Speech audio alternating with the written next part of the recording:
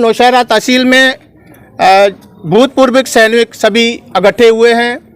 हमारी कुछ जो प्रॉब्लम्स हैं ये हम अपने श्री प्रधानमंत्री जी नरेंद्र मोदी जी के पास पहुंचाना चाहते हैं। ये हमारा यहाँ नहीं, ये ऑल इंडिया में ये हो रहा है कि जितने भी हमारे भूतपूर्व सैनिक हैं वो जंतर मंतर पर भी प्रोग्राम चल रहा है उनका धंधा, और हर एक तहसील लेवल से वो अपना मैसेज प्रधानमंत्री तक पहुंचाना चाहते हैं। हमने देश में रहते अपने सर्विस के दौरान भी देश की सेवा की, और रिटायर होने के बाद भी यहाँ भी हमारी ज़रूरत पड़ती है, चाहे वो कोरोना वायरस का पीरियड था, चाहे कोई भी आंधी तूफान आता है, भूकंप आते हैं, या और कोई भी प्रॉब्लम्स होती है, यहाँ पर भी मिलिटेंसी के दौरान भी यहाँ पर ज़रूरत होती है, हमें इस्तेमाल किया जाता है। और हमने ये कसम खाई है कि अपने लोगों के लिए, अपने देश के लिए हम ये जीवन सेवा करेंगे, तो वो हम करते हैं। लेकिन अफसोस की बात है कि हमारे साथ कुछ अन्याय किया जाता है, तब ये हमें ये चीज़ें करनी पड़ती हैं।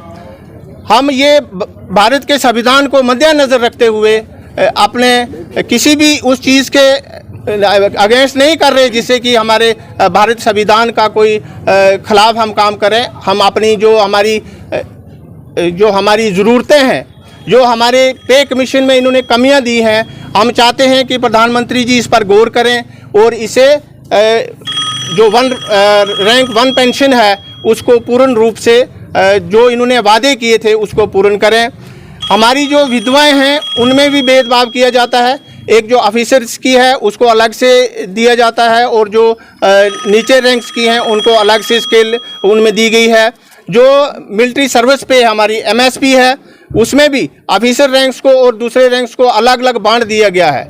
हम नहीं चाहते कि इन चीज़ों को बांटा जाए, जैसे नेशनल पे सिक्योरिटी के तहत बाकी कंट्री में दिया जाता है वैसे ही हमारे देश में भी होना चाहिए, और हमें भी वो पेंशन इक्वल होनी चाहिए।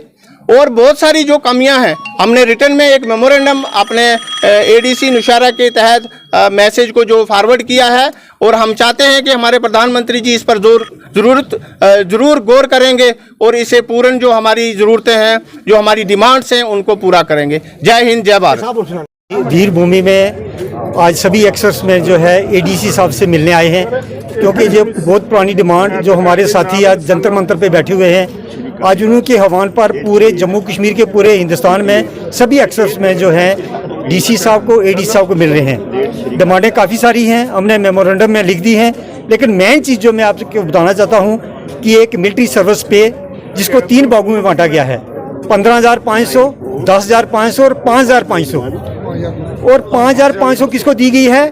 JCOR को। क्या मैं पूछना चाहता हूं गवर्नमेंट को कि क्या ये इनकी सर्विस उन पहाड़ियों पे नहीं है? क्या उनकी सर्विस अलग से है जिनको इतना पैसा आपने दिया है?